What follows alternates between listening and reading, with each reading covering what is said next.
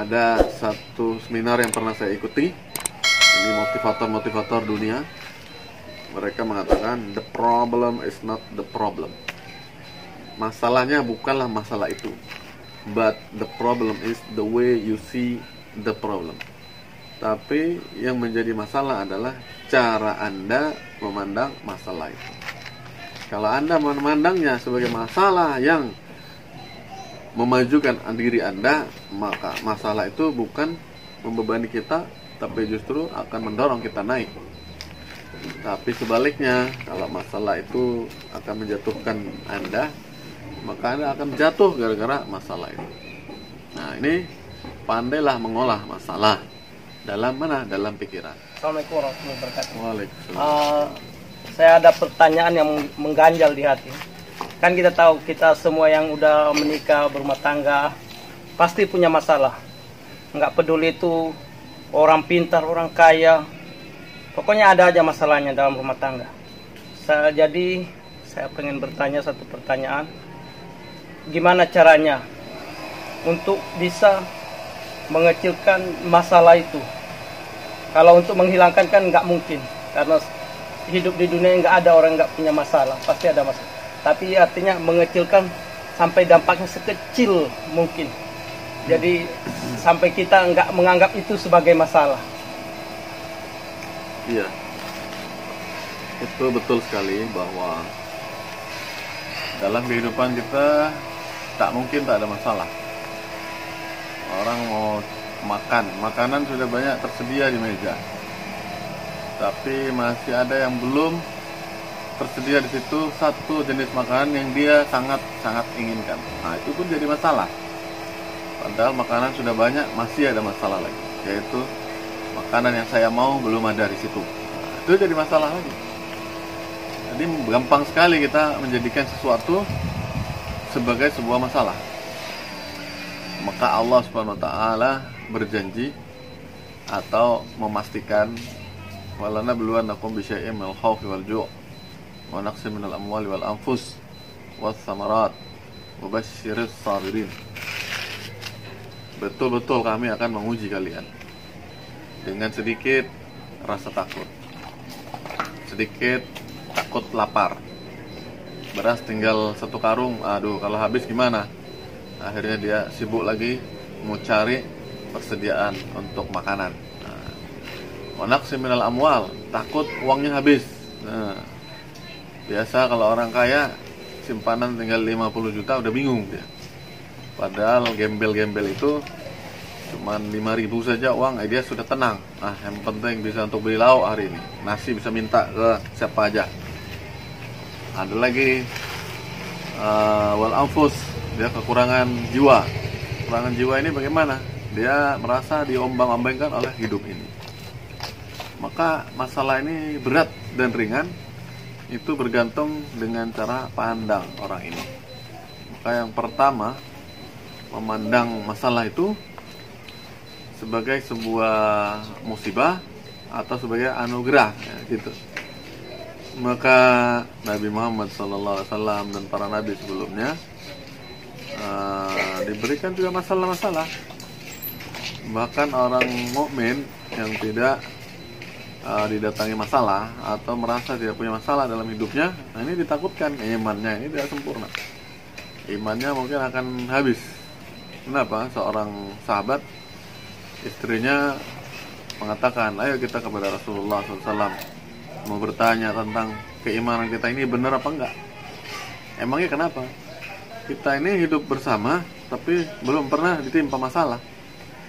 Maka diantara ciri-ciri orang beriman ini pasti diberikan masalah oleh Allah SWT, diberikan cobaan. Tapi selama perkawinan kita ini belum ada cobaan-cobaan yang datang. Kita hidup santai. Akhirnya berangkatlah dia kepada Rasulullah SAW, suami istri ini. Setelah di tengah perjalanan, suaminya tersandung batu sehingga kakinya berdarah. Nah, kemudian istrinya membalut kaki suaminya yang berdarah itu dengan sobekan dari bajunya. Lalu setelah dibalut, kata istrinya, ayo kita pulang. Kenapa pulang? Kita kan tujuannya ke Rasulullah SAW. Sampai di sini kok terus kita pulang. Maka istrinya mengatakan, udah cukup. Cukup apanya? Dengan kakimu tersandung batu sampai berdarah itu sudah selesai pertanyaan saya. Jawabannya, kita adalah orang yang diakui oleh Allah SWT imannya. Karena masalah inilah yang menyebabkan kita dekat dengan Allah SWT. Nah, begitu pula dengan siapa saja, mau suami mau istri, dia selalu akan diberikan masalah-masalah oleh Allah SWT. Tapi sebenarnya manusia ini diberikan kekuatan untuk mengecilkan masalah. Bagaimana cara mengecilkan masalah?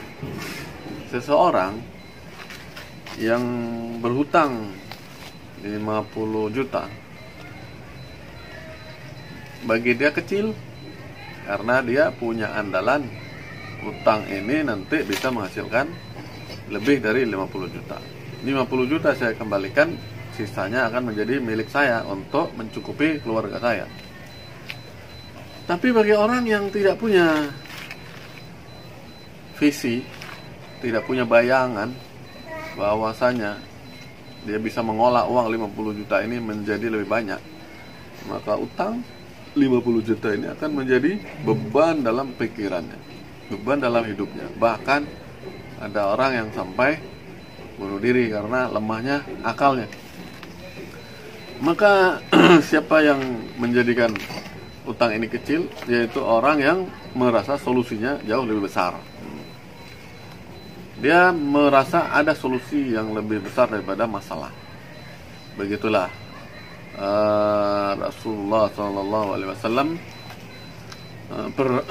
pernah didatangi harta ghanimah sebanyak 30.000 keping uang emas.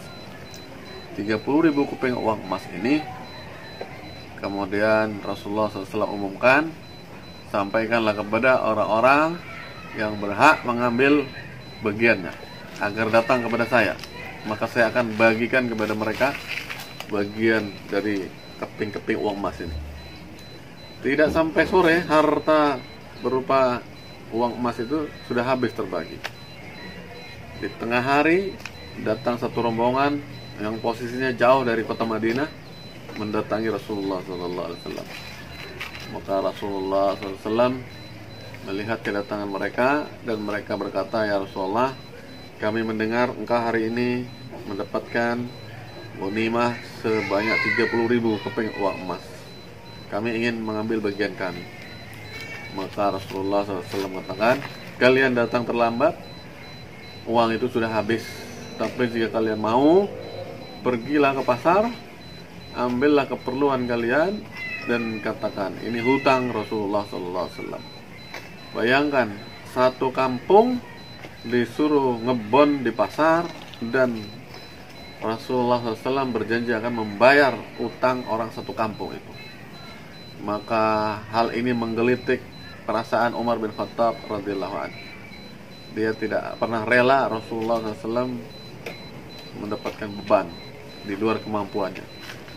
Maka Umar bin Khattab mengatakan, ya Rasulullah, sesungguhnya Allah tidak membebani seseorang di luar kemampuannya. Hari ini engkau sudah habiskan 30.000 keping emas. Ketika datang orang memintanya, cukup engkau katakan barang itu sudah habis. Kenapa engkau suruh mereka pergi ke pasar, kemudian mereka disuruh mengambil barang-barang sebagai utang dan engkau yang akan membayarnya, padahal engkau tidak punya apa-apa lagi. Maka Rasulullah SAW mengatakan, wahai Umar, aku diutus oleh Allah SWT kepada umat ini untuk memberi. Nah sekarang ini aku hutang karena Allah. Orang-orang ini datang karena melihat nama Allah di sini. Maka aku berhutang atas nama Allah dan Allah akan melunaskan hutang-hutang ini. Apa yang ada di kepala Rasulullah SAW? Hutang sekecil ini, hutang orang satu kampung. Jangankan hutang satu kampung, manusia seluruh bumi yang hidup-hidup kemudian binatang-binatang yang butuh makan, butuh minum. Lalu dikatakan bahwa bayi seekor ikan paus itu sehari dia harus minum susu dari induknya 1.500 liter per hari. Siapa yang sanggup menyediakan susu untuk anak ikan paus 1.500 liter per hari? Allah. Itu saja Allah SWT tanggung. Bagaimana utang cuman orang satu kampung saja Allah SWT tidak kuat menanggungnya? Aku ini utusan Allah. Maka untuk memberi seperti itu merupakan hal yang lebih penting daripada mikirin sanggup nggak aku bayar utang ini. Nah, karena ada solusi yang lebih besar, ada pemecah masalah yang lebih besar dari masalah. Seperti kalau masalah ini sebesar ini, kemudian solusinya sebesar ini, maka masalah itu akan selesai. Tertutup sudah. Tapi kalau masalahnya segini, sementara solusinya segini, nah, dikasih titik ini masalahnya masih nampak banyak. Maka untuk menghilangkan masalah tidak mungkin. Tetapi ada satu seminar yang pernah saya ikuti, ini motivator-motivator dunia. Mereka mengatakan the problem is not the problem. Masalahnya bukanlah masalah itu, but the problem is the way you see the problem. Tapi yang menjadi masalah adalah cara Anda memandang masalah itu. Kalau Anda memandangnya sebagai masalah yang memajukan diri Anda, maka masalah itu bukan membebani kita, tapi justru akan mendorong kita naik. Tapi sebaliknya, kalau masalah itu akan menjatuhkan Anda, maka Anda akan jatuh gara-gara masalah itu. Nah, ini pandailah mengolah masalah. Dalam mana? Dalam pikiran. Saya pernah mendengar profesor di Turki mengatakan bahwa para ilmuwan telah menemukan di dalam otak manusia terdapat satu DNA. DNA ini kalau diambil hanya sebanyak 1 sendok makan. DNA otak manusia ini hanya sebanyak 1 sendok makan. Tapi kemampuannya menyimpan memori yaitu sebanyak buku yang pernah ditulis di muka bumi. Ini memori yang Allah simpan di dalam otak setiap manusia. Apakah dia orang Arab, apakah dia orang Barat, apakah dia orang Asia Timur, Asia Barat, dan seterusnya, semua sama. Allah sudah siapkan di kepala masing-masing dengan DNA yang mampu menyimpan memori sebanyak buku yang pernah ditulis di muka bumi. Al-Quran saja baru 30 juz. Orang menghafal Quran masih sanggup lagi menghafal hadis yang jumlahnya jutaan. Imam Bukhari sebelum menghafal hadis tentunya sudah menghafal Quran 30 juz. Nah, beliau menghafal lagi hadis-hadis yang jumlahnya sampai 600.000, dan beliau melihat bahwa jumlah hadis Rasulullah SAW itu ada lebih dari 1 juta. Apakah otaknya pecah? Tidak. Apakah kepalanya kemudian pening-pening? Tidak. Kenapa? Masih banyak space di dalam otak Imam Bukhari untuk menerima ilmu-ilmu yang lain. Maka kalau banyak orang atau sebagian orang mendapatkan masalah dan tidak mampu untuk menyelesaikannya karena di dalam otaknya tidak tumbuh serabut. Kalau sel otak itu tetap, kata seorang ahli otak di Jakarta namanya Pak Dr. Carly, dia sampaikan otak itu, sel otak itu tetap, tetapi orang itu kalau makin pintar bukan bertambah sel otaknya, tapi serabut-serabutnya akan bertambah. Misalnya kita nggak bisa ngelas, kemudian kita ikut kursus ngelas.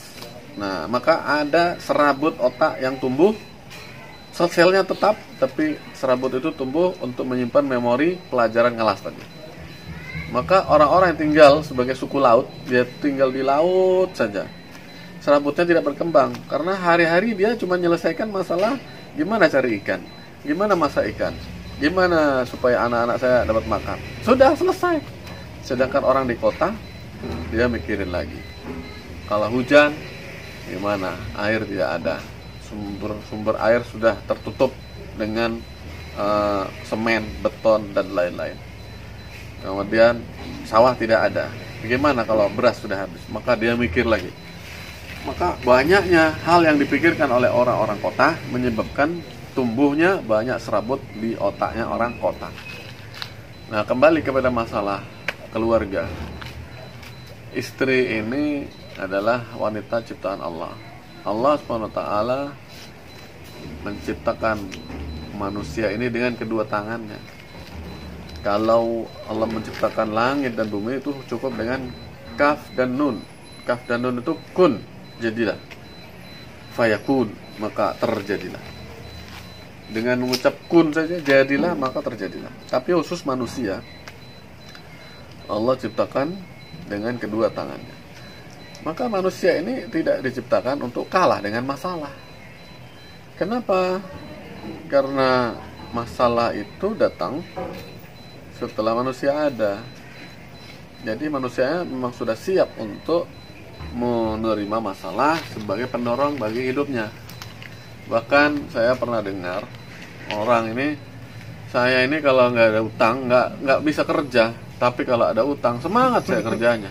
Nah, begitu itu berarti kan orang memang cari masalah baru dia bisa kerja. Artinya dia menyukai tantangan. Nah, manusia selalu suka tantangan. Berbeda-beda tantangan yang disukainya.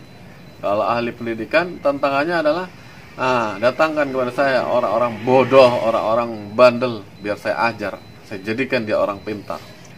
Tapi kalau orang-orang pengusaha, tunjukkan kepada saya lahan-lahan gersang yang tidak produktif. Akan saya buat lahan ini menghasilkan uang berjuta-juta, bermiliar-miliar. Kalau tukang jahit, dia tidak suka lihat baju yang sudah jadi. Dia suka lihat kain berserak yang belum jadi. Dengan itu dia ada pekerjaan dan dia hidupnya menjadi dinamis. Maka wanita diciptakan oleh Allah SWT untuk memperindah kehidupan manusia. Wanita ini akan indah bila dia hidup sesuai dengan arahan dari Allah SWT. Seperti sebuah mobil mewah, dia akan tetap menjadi mobil mewah kalau dipergunakan sesuai dengan petunjuk yang didapatkan dari pembuatnya. Pembuatnya mengatakan ini mobil dipakai untuk di kota-kota, jangan dipakai untuk panjat gunung. Ketika dipakai untuk panjat gunung, maka bumpernya mulai nabrak batu, kemudian lapisan mobil bawahnya, alas di bawahnya mulai penyok-penyok, kemudian sistem-sistemnya mulai tidak bekerja.